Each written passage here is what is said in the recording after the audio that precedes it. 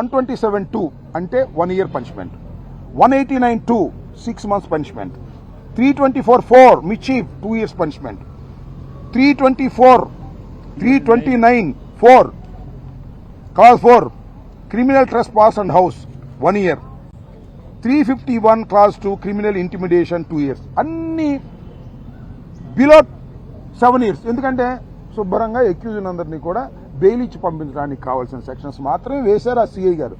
ఆ సిఐ గారు తెలుసు కదా, గంగా వెంకటేశ్వర్లు గారు లోకేష్ గారి బంధువు. ఇంతకు ముందు కూడా చెప్పేవాళ్ళు చెప్పట్లా. గంగా వెంకటేశ్వర్లు గారు సింపుల్గా ఇవి వేసేసి వాళ్ళని రిలీజ్ చేసి పంపించారు. వాళ్ళ పోలీస్ స్టేషన్కి వచ్చారో కూడా నాకు తెలియదు. ఇలా పార్షియల్గా వ్యవహరించారు. రెండో అంశం ఏంటంటే అసలు నిజంగా వేయాల్సిన సెక్షన్స్ ఏమిటాయంటే 118 clause 2 voluntary causing hurt of grievous hurt by dangerous weapons and means. Dangerous weapons తీసుకొచ్చారు వాళ్ళు. చూశారు కదా, పలుగులు, కత్తులు, రాడ్లు, పెట్రోల్ బాంబులు తీసుకొచ్చారు. దీనికి ఇంప్రిజన్మెంట్ ఫర్ లైఫ్. ఇది వేస్తే ఇంప్రిజన్మెంట్ ఫర్ లైఫ్ ఉంటుంది కాబట్టి వాళ్ళని రిలీజ్ చేయడానికి వీలు కాదు కాబట్టి ఆ సెక్షన్ వేయలే. ఇంకోటి 109 అటెంప్ట్ టు మర్డర్, నన్ను చంపడానికి ప్రయత్నం చేశారు, నా పిల్లల్ని చంపడానికి ప్రయత్నం చేశారు, ఇదేమంటే ఇది 10 years, దీన్ని ఇలా. 192 wantonly giving provocation with intent to cause rights in writing be committed if not committed, ఇది కూడా 1 year. ఇది పెద్ద ప్రాబ్లం. ఈ రెండు సెక్షన్స్ వెయ్యవలసినటువంటి సెక్షన్స్ వెయ్యకోకుండా ముద్దాయిలకు అనుకూలంగా ఉండే విధంగా గంగా వెంకటేశ్వర్లు అనేటువంటి ఒక సిఐ లోకేష్ బంధువు ప్రవర్తించినటువంటి పరిస్థితిని మేము ఎంక్వైరీ చేయడం జరిగింది. అదే విషయాన్ని సూపరింటెండెంట్ ఆఫ్ పోలీస్కి చెప్పడం జరిగింది. మేము ఫైనల్గా కోరింది ఏంటంటే ఈ గంగా వెంకటేశ్వర్లు అనే వ్యక్తి ఎక్యూజ్డ్తో కొల్యూడైపోయాడు కాబట్టి ఒక సుపీరియర్ ఆఫీసర్తో లేదా ఒక సిట్తో విచారణ జరిపించి దీనిలో న్యాయం చేయండి అని ఈ మొదటి రిప్రజెంటేషన్ మేము ఇవ్వటం జరిగింది అని ఈ సందర్భంగా చెప్పదలుచుకుని ఏం యాక్షన్ తీసుకుంటారో నేను తర్వాత చూస్తాం. ఇంకపోతే ద నెక్స్ట్ రిప్రజెంటేషన్ 2 ఇచ్చాను. మొదటి దాని పరిస్థితి అది. రెండవ రిప్రజెంటేషన్ ఏంటంటే ఇది చాలా విచిత్రమైన ఘోరమైన పరిస్థితి. 10:20కి రాత్రి నన్ను అరెస్ట్ చేశారు అఫీషియల్గా. అరెస్ట్ చేయగానే మా మిత్రులందరూ ఇక్కడ ఉన్న వాళ్ళందరూ అమ్మాయ రాంబాబు బతికిపోయాడరా, లేకపోతే ఏమైపోయేవాడు, అంతమంది పోలీసులు ఉన్నారు, అయినా సరే పెట్రోల్ బాంబులు వేస్తున్నారు, పరుగులేసి ఇల్లు పగలగొడుతున్నారు, 10:20కి అరెస్ట్ చేశారంటే పోనేలే సేఫ్లోకి వెళ్ళిపోయాడు, జైల్లోకి వెళ్ళిపోతాడు, అక్కడైనా సేఫ్గా ఉంటాడని సంతోషపడ్డారు ఒక విధంగా. ఆ తర్వాత కూడా 12:20 దాకా వెళ్ళా అక్కడే ఉన్నారు ఈ మాబ్ అంతా, తెలుగుదేశం నాయకులందరూ కూడా. 12:20కి వాళ్ళకి అలుపు వచ్చింది, వెళ్ళిపోయారు. పోలీసులు ఏం పంపలా, అలుపు వచ్చి వెళ్ళిపోయారు వాళ్ళు. ఇంకొక పెద్ద విషయాన్ని మీకు నేను కోర్టులో కూడా వివరించాను, దాని మీద రిప్రజెంటేషన్ చేయడం జరిగింది. అదేమిటంటే నల్లపాడు పోలీస్ స్టేషన్లో 10:40కో 10:60కో నన్ను లాకప్లో వేసిన తర్వాత 2:30కి నన్ను లాకప్ నుంచి బయటికి తీశారు. పాస్ పోసుకోవడానికి తీలా, మంచిలు తాగడానికి తీలా, ఎందుకంటే లోపలే బాత్రూమ్ పడితే లోపలే వాటర్ బాటిల్ ఉంది. తీసుకొచ్చి నల్లపాడు పోలీస్ స్టేషన్లో పైకి తీసుకెళ్లి అక్కడ రూమ్లో కూర్చోబెట్టి నన్ను హెరాస్ చేయడానికి ప్రయత్నం చేశారు. కాళ్ళని పైకి లాగటం, పగలు తీయటం, 2 కానిస్టేబుల్స్, ఈ వంశీ అనే సిఐ, గంగా వెంకటేశ్వర. అసలు గంగా వెంకటేశ్వర ఎందుకు వచ్చాడు తెలియదు, రాత్రి 2:30కి వచ్చాడు డ్రెస్సులో.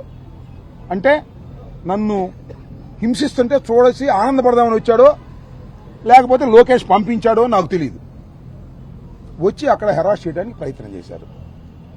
తర్వాత మళ్ళీ తీసుకొచ్చి లాకప్పులు వేశారు. వాళ్ళ దృష్టిలో హెరాస్ చేసినట్టే లెక్క, పైకి చెప్పుకున్నారేమో. మరి కెమెరాలు కూడా ఇట్ట కదిపారు, మరి తీశారో లేదో నాకు నాలెడ్జ్ లేదు. ఆ తర్వాత తీసుకొచ్చి లాకప్లు వేశారు. దీని మీద ఎంక్వైరీ చేయమని ఎస్పీ గారిని అడిగారు. అది ఒక రెండవ రిప్రజెంటేషన్. దానితో పాటు అక్కడ సీసీ కెమెరా ఉంది, పని చేస్తుందో లేదో నాకు తెలియదు, పని చేసి ఉండాలంతే, ఎందుకంటే కోర్టు వారు ఆదేశించారు. అక్కడ 2 సీసీ కెమెరాలు ఉన్నాయి. ఆ 2 సీసీ కెమెరా ఫుటేజ్ని రిజర్వ్ చేయండి, సీజ్ చేయండి, మీ దగ్గర పెట్టండి అని ఎస్పీ గారికి ఇవ్వటం జరిగింది. బండారం బయట పడిపోద్ది. అసలు 2:30 నన్ను బయట తీయాల్సిన అవసరం ఏంటి? సెల్ వేసిన తర్వాత తీశారంటే తప్పు చేసినట్టే కదా. దీని మీద కూడా వారిని ఎంక్వైరీ చేసి అవి సీజ్ చేయవలసిందిగా ఎస్పీ గారిని మేము కోరడం జరిగింది. డీజీపీ గారి దగ్గరికి కూడా ఈ రిప్రజెంటేషన్తో ఇప్పుడు వెళ్ళబోతున్నాం. సో టోటల్గా ఇచ్చినటువంటి 2 రిప్రజెంటేషన్స్ కూడా జరిగినటువంటి ఘోరమైనటువంటి దాడిని police fail to control. Police వారు కంట్రోల్ చేయడంలో ఫెయిల్ అయిపోయారు. ఎందుకు ఫెయిల్ అయిపోయారో నాకు తెలియదు. ఎవరు ఒత్తిడి ఉందో నాకు తెలియదు. ఒక ఆయన అన్నాడు అంబటి రాంబాబు గారికి 24 గంటల్లో సినిమా చూపిస్తాను అని. ఎవరో కాదు, పెమ్మసాని కేంద్ర మంత్రి గారు. ఆయన చూపించిన సినిమా అనుకుంటే ఇది. ఆయన కుట్రదారుడు. ఈ మొత్తం ఎపిసోడ్లో పెమ్మసాని ఈజ్ ఏ 120B కిందకు వస్తాడు ఇన్వెస్టిగేషన్ చేస్తే. గంగా వెంకటేశ్వర కరెక్ట్గా ఇన్వెస్టిగేషన్ చేస్తే, పోలీస్ డిపార్ట్మెంట్ కరెక్ట్గా ఇన్వెస్టిగేషన్ చేస్తే చేయట్లే వాళ్ళు. పెమ్మసానే మొత్తం నడిపాడనేది అందరికీ తెలిసినటువంటి సత్యం. ఎందుకంటే సినిమా చూపిస్తా అన్నాడు, సినిమా చూపించాడు. సరే, ఆ సినిమా సంగతి తర్వాత చూద్దాం. ఖచ్చితంగా ఇన్వెస్టిగేషన్ జరిగితే కేంద్ర మంత్రి పెమ్మసాని 120B కిందకి వస్తాడు. కానీ పోలీసు వారు రక్షించే ప్రయత్నం చేస్తున్నారు. పోలీసు వారు రక్షించే ప్రయత్నం చేసినా వైఎస్ఆర్ కాంగ్రెస్ పార్టీ అంబటి రాంబాబు వదిలిపెట్టడు. గుర్తుపెట్టుకోండి.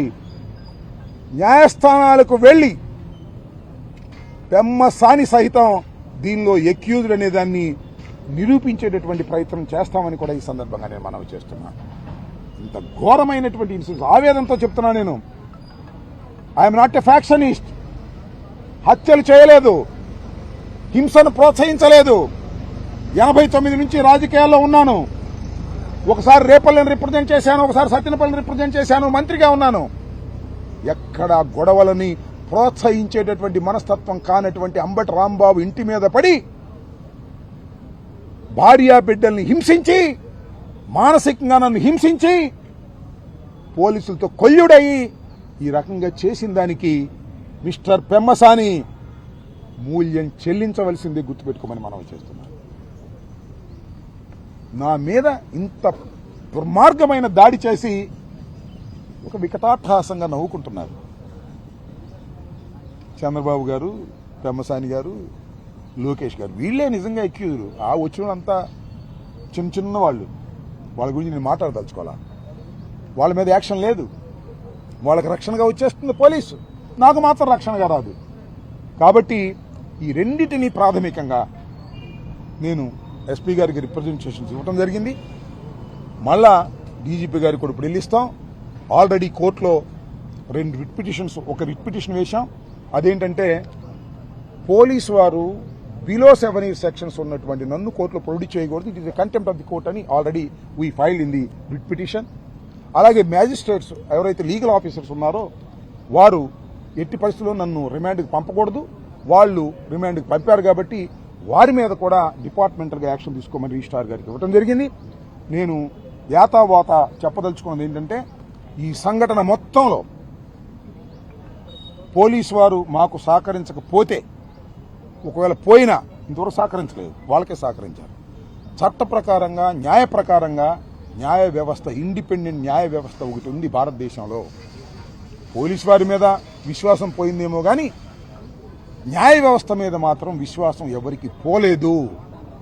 ఆ న్యాయ వ్యవస్థ ద్వారా చట్ట ప్రకారం జరగవలసిన అన్ని కార్యక్రమాలు పోలీసు వారి చేత చేయించేటటువంటి కార్యక్రమాన్ని న్యాయస్థానం ద్వారా చేస్తామని. అఫ్కోర్స్ న్యాయస్థానాలంటే ఇట్ మే టేక్ టైం, యాక్షన్కి టైం పడుతుంది, సుదీర్ఘకాలం ఫైట్ చేయాల్సి వస్తుంది.